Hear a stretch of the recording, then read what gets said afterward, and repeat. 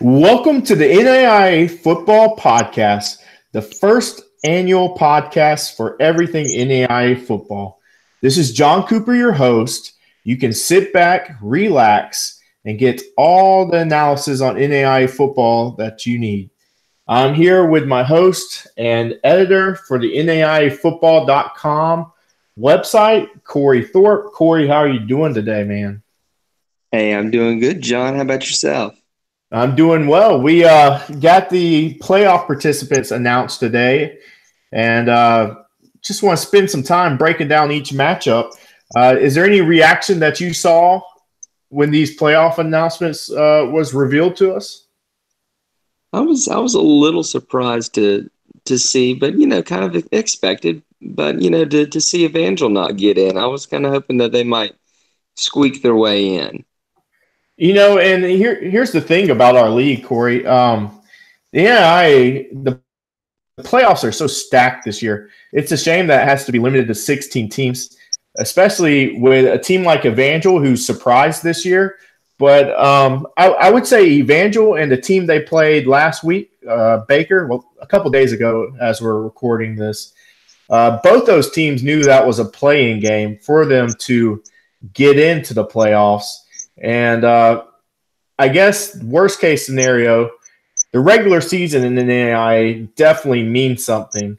And it's like we had a first round playing game between Baker and Evangel past couple days, and also Siena Heights and Concordia, as Concordia defeated Siena Heights to get into the playoffs. But I'm with you on Evangel. So what I'm going to do is just name the matchups that we have, and we're going to see them go over them from a broad standpoint, and then hopefully break it down individually. So the first matchup we have is Morningside and Rocky Mountain. Rocky Mountain's going to travel over the Morningside. Then we have St. Xavier versus Marion Knights. We have Baker versus Bethel. We have Concordia, Michigan, traveling to Reinhardt. Then we have Dickinson State from the North Star Conference traveling to Northwestern. Northwestern is one of those at-larges that got in, and deservingly so, as their only blemish is the Morningside. Then we have Langston and Kansas Wesleyan. Then we have the University of the Cumberlands and Benedictine. Then we have Grandview versus the back-to-back defending champions, St. Francis. To me, this is absolutely stacked as it can get.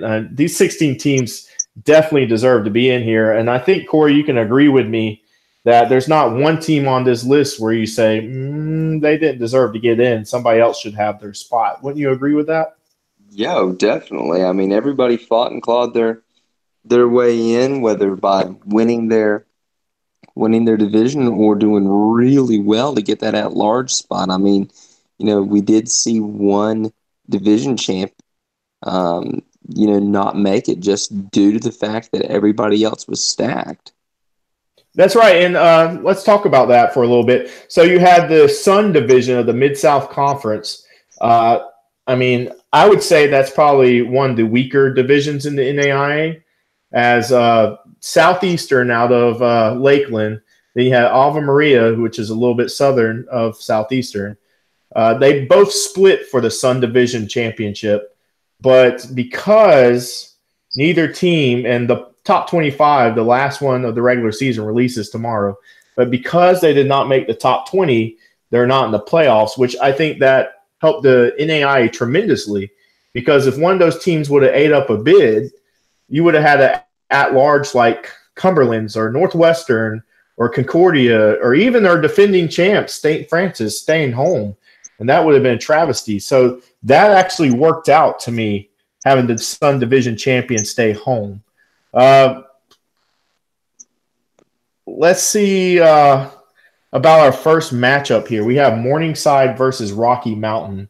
We have Rocky Mountain out of the Frontier Conference, and the Frontier Conference has been really weird this year. And then you have Morningside, who is the number one team in the nation, out of the GPAC. Corey, who do you like in that matchup? Man, I just can't go against Morningside. I mean, thinking about it and kind of reading what you had written about or written about the powers in Morningside and that quarterback and wide receiver combination. That is just an absolutely fantastic long relationship between a quarterback and a wide receiver going back to high school. Right, and I definitely agree with that. To me, they're like Macho Man Randy Savage and Hulk Hogan. Trent Solsma, the quarterback, and Connor Niles, the receiver, going back, like you said, all the way back to high school, winning a state championship. The two haven't won the big prize in college yet, but, I mean, these two have been absolutely nasty. I think they're both in the top 5 in every statistic imaginable in the NAIA, and like, for instance, Trent Solsma, if you keep that guy under 300 yards when you play him, that's a great feat you did. I mean, nobody wants to hang their hats on moral victories, but Morningside is absolutely explosive. Whereas you have Rocky Mountain, who is a little bit of a mystery. I mean, they are out of the Frontier Conference. The Frontier Conference is very unique, where they have home-and-home series throughout the year in their conference. So, for instance, Rocky Mountain is in, they have a series with Montana Western. They played Montana Western twice this year. They played Montana State Northern twice this year. Played another team twice. They didn't really get, and like most NAIA teams, they didn't really get that out-of-conference matchup. They did beat Dickinson State out of the North Star, which Dickinson State's a mystery as well. Those teams way out west, they're going to be fighting for respect here. And Rocky Mountain, they have the best opportunity against Morningside to say, hey, we belong here. We'll take down this number 1 team. Even though I'm with you, Corey, I cannot go against Morningside with Solsma and Niles. I tell you what, John, that's going to be a fun game to watch. I mean, Rocky Mountain's still averaging more than 320 yards of passing offense a game, and you add that to what we've already said about Morningside. If you like passing football, my gosh, that's just going to be a crazy fun game to watch. Oh, yeah. So go ahead. Just throw out a score projection on there. Prediction, excuse me. Oh, man, prediction. Give me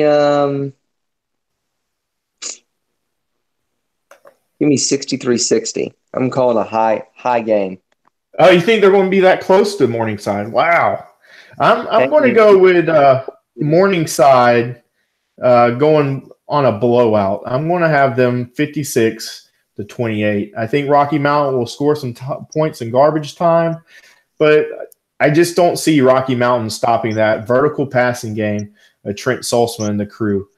Moving on, we have St. Xavier and Marion. So this is an interesting matchup, as both are part of the Mid-States Football Association, and Marion is in the Mid-East Division, while St. Xavier is in the Midwest. So this is like a conference championship within itself. So they are division champions of their conference, but this conference will be settled out in the field. So St. Xavier, who had a high preseason ranking and probably was helped out with some poll inertia there, they finished inside the top 20, win their division. They are the only ranked team over on their division. They are on the Midwest side, while Marion's on the Mid-East.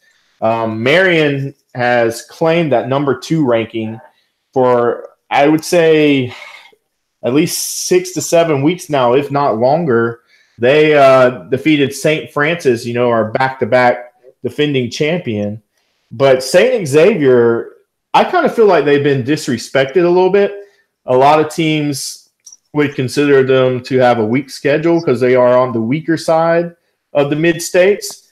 But I wouldn't sleep on these guys. I mean, it wasn't that long ago St. Xavier won a national championship, I think back in 2011. I think it's just going to be a great game here with, Marion's trying to get back to where they were. Marion defeated St. Francis, and they believe that they are definitely the best team. Marion's last national championship was in 2015, and they're wanting to reclaim that spot from St. Francis.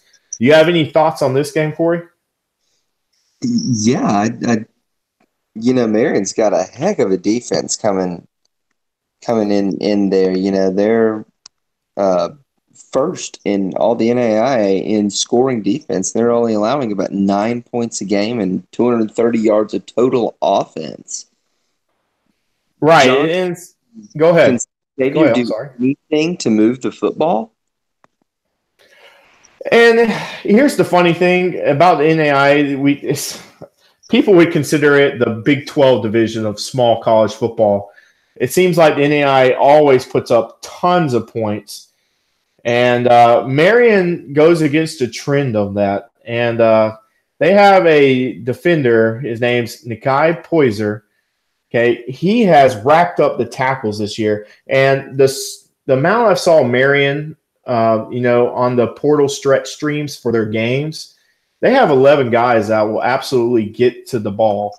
And I'll say this, not just Marion itself, but the Mid-States does play pretty good defense. So I do expect this to be a defensive battle. I do think Marion will pull out late. But like I said, St. Xavier is looking for that respect. And, St. Xavier, there's got to be a fire under their belly. They lost to Marion 52-7, absolutely outclassed.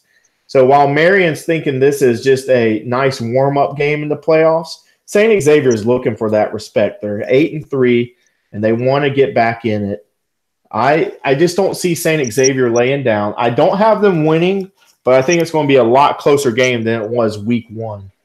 Oh gosh, yeah. What do you have the score as? I have Marion grinding them out here in the second half.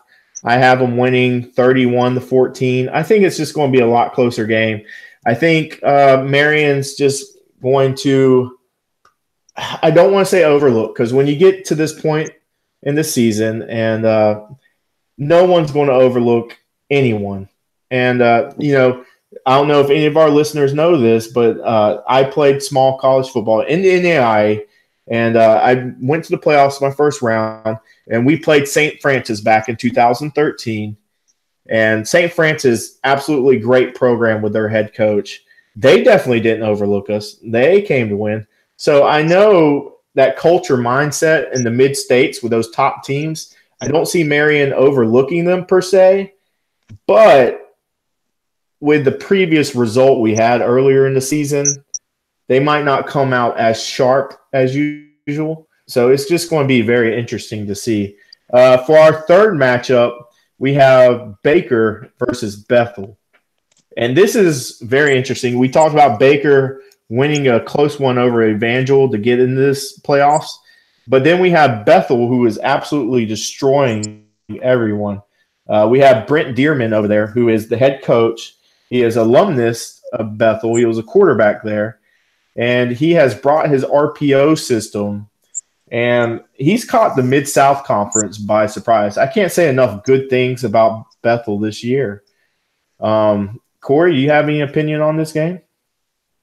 Yeah, I mean, we talked about Morningside and their, crazy offense. I mean, Bethel's sitting right there with them. They do it different, but they do it just as good. They're averaging the same amount of points per game, 56.4. Bethel's not going to lay down and let Baker catch him by surprise, like you were saying. But that's going to be a fun game to watch to see if Baker can, play good team defense and keep that RPO game, make it difficult for Bethel to make the right read at the right time. Right, and you have Castronova, the senior quarterback at Bethel. He is a junior college product, and he has absolutely lit up the statistics here. But I just, I've been watching Bethel all season long, and there was always tons of talk about their season and what it was going to be like. But, it was against the scrub teams. And I'm not picking on any teams, Corey, but it was against the scrub teams that Bethel really caught my eye against, where they, they put up 92 points on Kentucky Christian. And, putting 92 points up on anyone's ridiculous. Moving the ball on air sometimes in practice is a hard thing for some people. So just seeing them do that, it's unbelievable where they keep the focus and like, well, this isn't the Cumberlands or the Reinhardt we're facing this week, but we're going to go out and take care of business. As far as the Baker Wildcats, they're battle tested, and I will say they might even be more battle tested than Bethel, and that's hard to say because the Mid-South Conference is loaded. But Baker, they had games against Benedictine. They had games against, last week against Evangel. The Heart of America Conference that Baker's in is no slouch at all. And they are a very balanced offense. They're averaging around 150 yards per game, rushing and passing. But Baker plays a lot of defense as well. I think they only allowed over 30 points once this season, and that was the Grandview, and Grandview's in the playoffs. I think looking over Baker's schedule, if I remember right, they played 2 playoff teams with Benedictine and Grandview, and Evangel, the last game, they were definitely playoff worthy.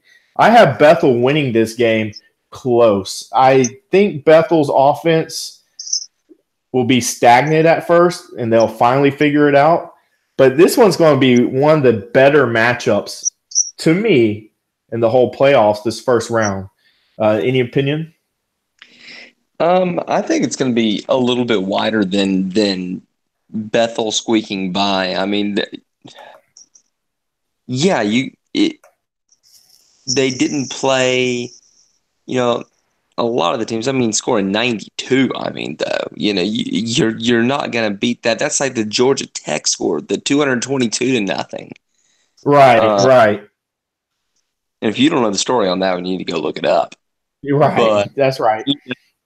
So I'm thinking something along the lines of maybe 41-17. To where it's, neither team's going to be disappointed really badly. I mean, Baker might be on that, but but they're going to play hard. Right. I have Bethel winning a 40-something to 30-something type game. I just don't see the story of Bethel ending this year until late in the playoffs. But no. So who you have winning that game? Yeah, I've got Bethel. Okay, awesome. So moving on to the next game, we have Concordia out of Michigan versus Reinhardt, Georgia. And Concordia is very interesting themselves. They come from that tough mid-states, mid-east division, where you have Concordia, they're in the playoffs. Marion is the number 2 seed. You have the back-to-back defending champions, St. Francis. Then you had Siena Heights, who was definitely playoff worthy. And Concordia got into the playoffs by beating them this past Saturday. But then you have Reinhardt, who was the runner-up of the national championship game last year against St. Francis. Their program started in 2013. They won the Mid-South, their division in the Mid-South back in 2013, the inaugural season. This is going to be a really good game as well. I think just like Baker and Bethel, these 2 games I think could be interchangeable as far as the ones that are most interesting, which ones will be the best showman. I think the fans that come to those games are going to get really surprised on the high-quality football they have. You have Reinhardt that absolutely grinds opponents out. They are a midline veer type team, just like the Division I team a couple hours away in Atlanta. They are number 1 in total rushing offense. They have 3,490 rushing yards on the year so far. So the big question is, to me, is Concordia's defense going to play assignment football? Will they stop the veer? It's, to me, to stop that veer, your defense end and linebackers have to be consistent. Who's taking quarterback? Who's taking the dive? Can a safety come up and stop the pitch? And we see teams all the time in the Mid-South that just have fits with Reinhardt's triple option offense. Corey, your hot take on it? I mean, you talk about Georgia Tech, and one thing that you always hear in the ACC is who gets a bye before they play Georgia Tech. There's no bye. Yeah. You don't have additional time to sit here and study the triple option. It's not like you've got, that much time to prep. That's going to be hard to do. And I tell you what, not only that triple option, but Reinhardt gets after the quarterback, man. Right, yeah. Yeah, I think out of this whole playoff system, you have Reinhardt and Kansas Wesleyan. They do an amazing job of getting after the quarterback. And, going back to the rushing attack of Reinhardt, Concordia has a great rush defense. They're top 15 in NAIA in rush defense, just over 100 yards given up a game on the ground. But, it's different playing a spread offense or a pro-style offense. I really don't know if Concordia's went against a triple option style team this year, but I mean, this is going to be a whole different animal they see this Saturday. And like you said, they just found out a couple hours ago that they're going to be facing Reinhardt. So I think for them to beat Reinhardt, they're going to have to put up some points against them. Concordia can definitely put up 30-plus points.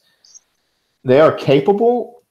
I just don't know if they're capable of stopping that Reinhardt triple option offense. It's just a unique first-round game. If going down the list, the two teams I wouldn't want to face, well, obviously there's definitely a lot more. I definitely wouldn't want to see Morningside in the first round. I wouldn't want to see the defending champion, St. Francis, just because of their culture. But as far as X's and O's, I wouldn't want to see Bethel's RPO or Reinhardt's triple option. So Concordia has it out for them. They have a lot of work they need to do, but they're a battle-proof team as well. We talk about the Mid-States Conference. They are definitely battle-proof. So it's going to be interesting to see what happens there.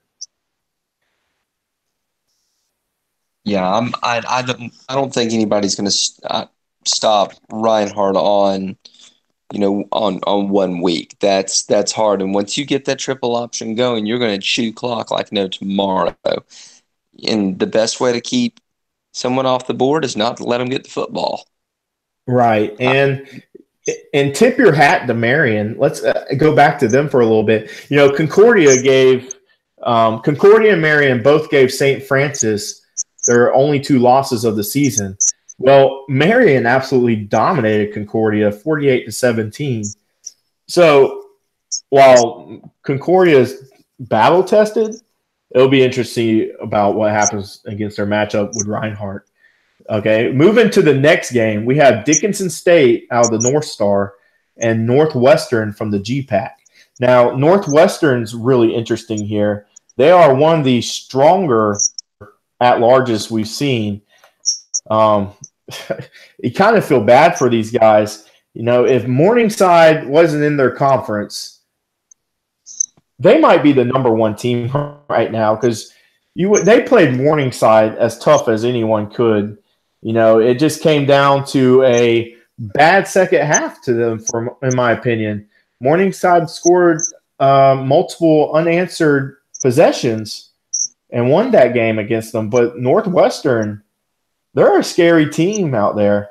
They are, in my opinion, Northwestern is the best at-large in this playoffs. Yeah, I would definitely agree with that. I don't know that, having that experience, with Morningside in their division and playing that, that definitely gets them ready for going into these playoffs. They know what the gold standard is. Right. And Dickinson, it's just a mystery. They come from the North Star Conference. They only have 6 teams in that conference.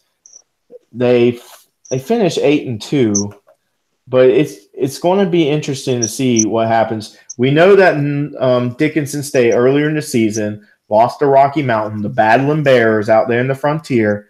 They lost that out of conference game, but Dickinson State's a mystery. They have a ton of tradition. They have 25 conference championships. Their coach has done a wonderful job out there. But to me, just looking at them, and I haven't been able to watch much of them, they are heavily reliant on their passing game. And it's going to be interesting. They will probably need to run the ball against Northwestern. Northwestern has the ability to shorten some games, and Northwestern has a dual threat at quarterback. He can definitely run or pass the ball, Tyson Kuma. And I might be butchering that name, and please tell me if I do, guys, if you're listening. But Tyson has definitely had a great year. He is not afraid to pull it and run, and he has lit up the statistics, especially in his last 3 games. He's thrown over 300 yards easily. I mean, the lowest passing yards total he has is, I'd like to say it was against Morningside. He was held under 200 yards. But Northwestern is going to be one of these teams that can dominate the line of scrimmage.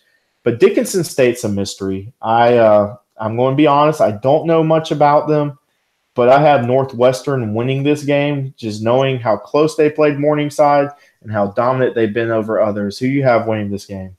Yeah, I got to go with Northwestern. Like I said, they know what the gold standard is. They know they're going to have to play to it in order to eventually, get through, some of these tough teams like Morningside or Marion. They know the road is going to lead through there. Right. All right. I have definitely Northwestern winning that game. Who you have winning? Yep, Northwestern. Northwestern. All right. Now, moving on to the next game, we have the champions out of the Sooner Athletic Conference, the Langston Lions versus the Kansas Wesleyan Coyotes. And both of these are stories in their own right. You have Kansas Wesleyan, who actually has a Barstool Twitter account. That's pretty unique to me, the NAIA school having a Barstool Twitter account. So shout out to those guys. Keep up the good work.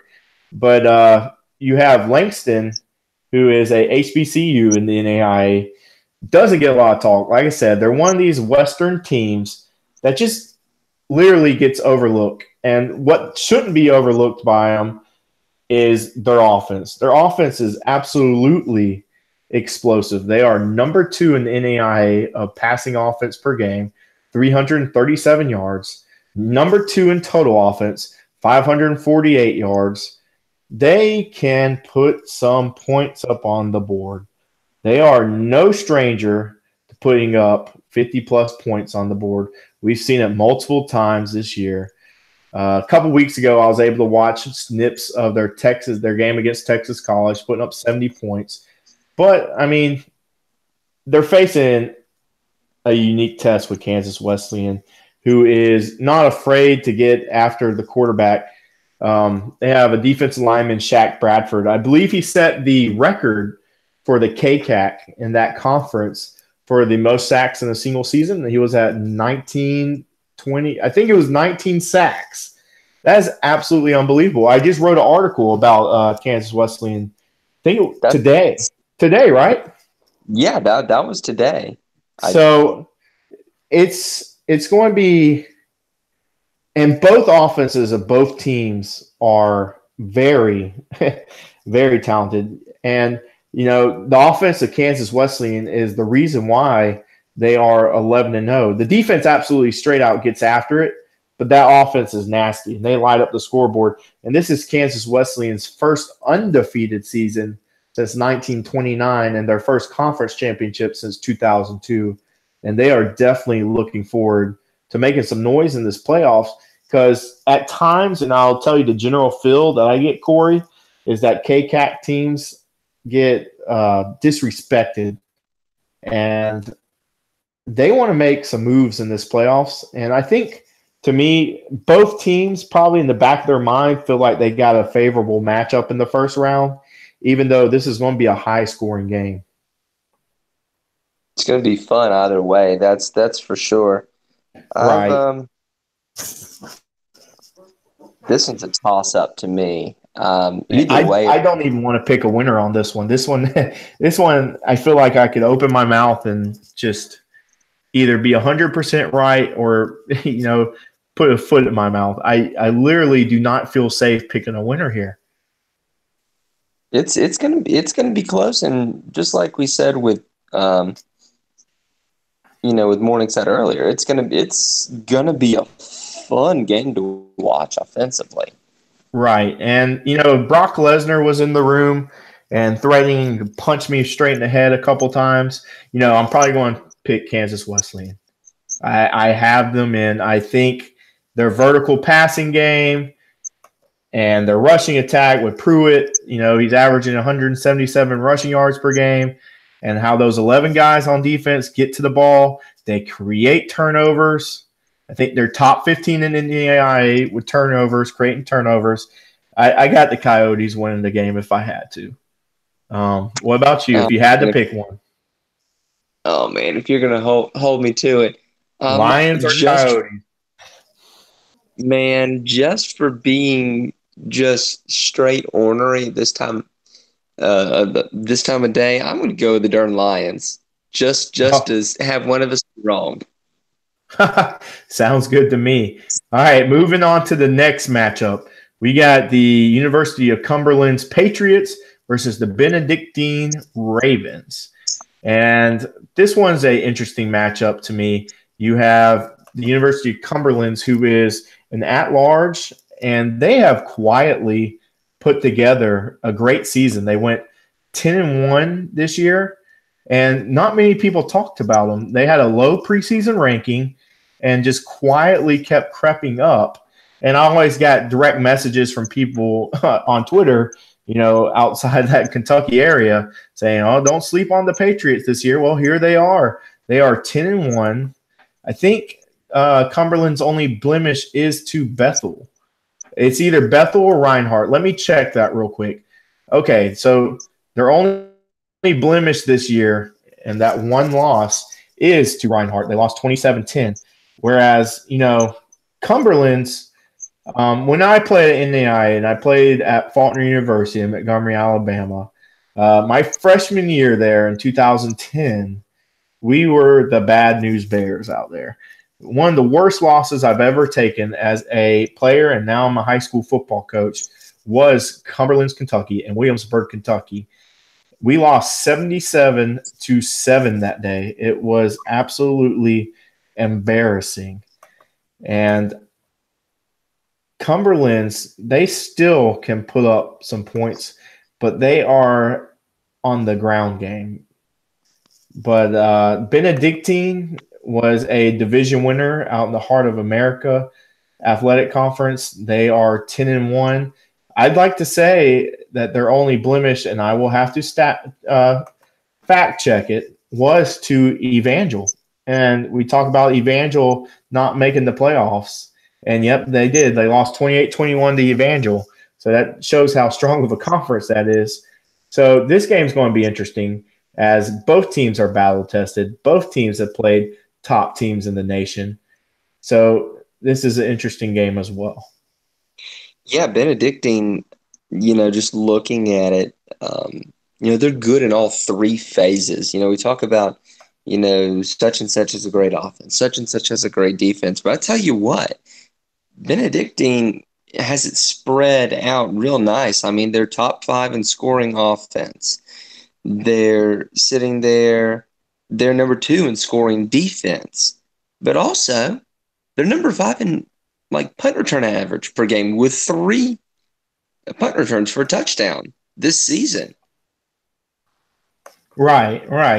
And, in the playoffs, sometimes it's creative ways to score, and special teams are going to take an effect. And sometimes it's the team that puts in the extra time on special teams that can swing a close game. And I definitely think this will be a close game. You have Cumberland's running that triple option similar to Reinhardt.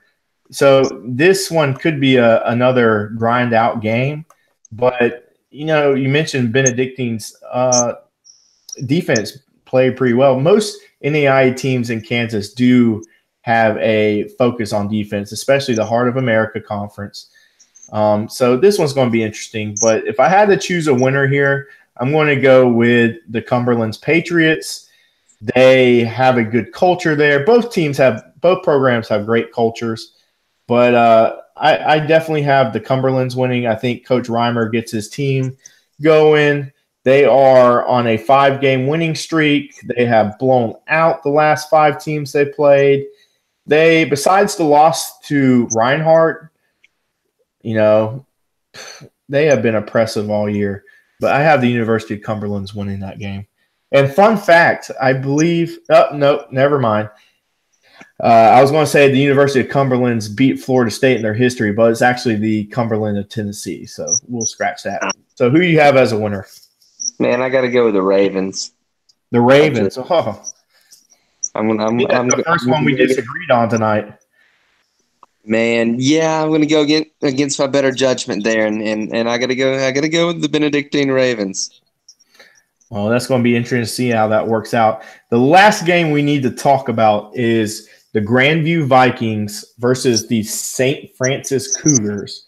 And we talked about earlier how teams you don't want to see in the first round.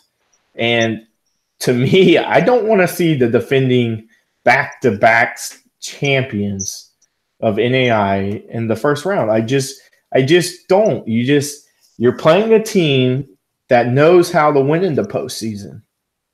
And that's just not a game I want to play. And Grandview is no stranger to the postseason. I mean, they won the national championship, I believe, in 2013, and they've been in the postseason multiple times. This one's going to be interesting, but I just do not want to play St. Francis if I can. You have Kevin Donnelly, the coach over there, who I believe this season he passed Bear Bryant in all-time win totals in college football. He started his career at Georgetown and measled his way up to St. Francis and has established a winning culture there. I just would not want to face the defending champions. What about you on that aspect, Corey? If you had to pick a first-round opponent, would you rather play the number 1 team in the nation or the defending champions that are in the top 10? Can I pick a meteor instead? Right. By a meteor? Right. I mean, that's just that's just not who I would want to play. And Grandview, they're interesting. They've blown out teams this year, but I don't think they finished their season the way they wanted to. They had a trophy game, against William Penn, who is a in-state rival, and they only ended up beating them by 23-20. And William Penn struggled some this year and not even close to a playoff team. So it's going to be interesting to see where Grandview stacks up against St. Francis. We all know Grandview definitely plays defense. They're number 1 in rush defense, and they are number 12 in total defense. But it's going to be interesting to see if their focus is there. I don't think they were focused last week, or if they were focused, they beat William Penn by more. But St. Francis, that's just not a team I would want to play. I definitely agree, but John, rivalry games are different. They are, and maybe I should give Grandview the benefit of the doubt that game. But if they don't come focused, you have across the ball this week. You have Matt Crable, who is a 6'4" quarterback in the NAIA. That's impressive. A 6'4" quarterback in our league who can see well over the line. He's passed for over 2,000 yards this year. I mean, he's managed games well. I mean, the last 3 games he's played, he's 3 touchdowns or more. It seems like he's getting in his stride. It seems like St. Francis is getting in his stride. When they lost back-to-back, I believe, to Marion and Concordia, people left this team for dead. And they have climbed their way back. Much respect to Coach Donnelly here, and that's why he's one of the all-time great coaches. These guys have ripped up some wins since those 2 losses. They have won 4 straight. You know, this team could have packed it in and quit. When they lost those 2 straights, they had Siena Heights the next week, who they only beat 22-19. You know, that team could have been a playoff team as well, but they have taken care of business the past 4 weeks. And, you know, I wouldn't discount them making the national championship game. They don't seem as strong the last 2 years, but I sure am interested to see this game. And I am, like I said, I wouldn't want to see St. Francis the first round. No, not at all. I mean, and you look at in football, you know, looking at say the pros, you've got some teams that are winners. They are built to win. They might not always have the best regular seasons. They'll be good, but not fantastic. But when they get to the postseason, they're a different animal. Right. And, you know, it's just going to be a great game to see. Well, before we wrap things up, you know, we're going to give our overall projections of what happens later down the road. And if you don't know, we're going to do this podcast weekly before each playoff round. And I know for sure I myself will be in Daytona Beach for the national championship game. But before we give our closing remarks, Corey, I just want to tell a little bit about ourselves before we sign off and everything, because we didn't do that in the introduction. And guys, please bear with us. We'll get better at this podcast. And if we butchered names or the analysis wasn't spot on, please tell us. You can go to naifball.com and leave comments, or Twitter, or tweeting would be great. You know, if you have any gripes, we would love to hear, because we're all about improving ourselves. But my name's John Cooper. I played NAIA football from 2010 to 2013 at Faulkner University. Like I said, we were the Bad News Bears in 2010 and 2011. We improved greatly. I think we were the school's first winning season in 2012. And then we won a share of the division title in the Mid-South Conference in 2013. I have a picture of the ring if anyone would like to see it. I'm very proud of it. I know it's not a national championship ring, but as Corey can tell you, I wear it to church a lot. Me and him go to the same church. But I am glad to be here serving you guys and hopefully bring some coverage to our league. And I'm going to let my editor, Corey Thorpe, tell a little bit about himself. And he has been on the ride with me. He is the guy in the background that makes my articles make sense and grammatically correct. So while Corey might not have played NAIA football, him just being there, seeing the content the past couple months, and following football all his life, you know, he knows more than your average person at a NAIA game, and his knowledge is growing as well. So, Corey, I'm just going to let whatever you want to say. Go ahead, man. Yeah, one thing that I do like to tell folks is that when my parents took me to a couple places before my mother gave birth to me. One was to Doak Campbell Stadium in Tallahassee, Florida, to go see the Florida State Seminoles. The other one was to Bryant-Denny Stadium in Tuscaloosa, Alabama, to go see the Crimson Tide play. So I come from a very football-loving family. You know, I grew up, you know, being hoarse on Sunday yelling for Florida State. I'm a huge Florida State fan, but just seeing this brand of football, it's super cool seeing these athletes that are, you know, definitely playing for the love of the game. Right. And I hope to learn more about, you know, NAIA football and, you know, who these teams are at heart, and kind of your you know, who your good guys, who are your bad guys, because there's always some bad guys. Right. Every league has their villains. Oh yeah, it wouldn't be fun without it. No. But yeah, I'm super jacked to be on this ride with you, and you know, like John said, if you have any comments, good or ill, you know, one of our big things that we want to do is to just bring some publicity to a league that could use some. Right. And before we get up to our projections of who we think will be the last two teams standing at this point, I just want to read to our listeners how the playoffs work.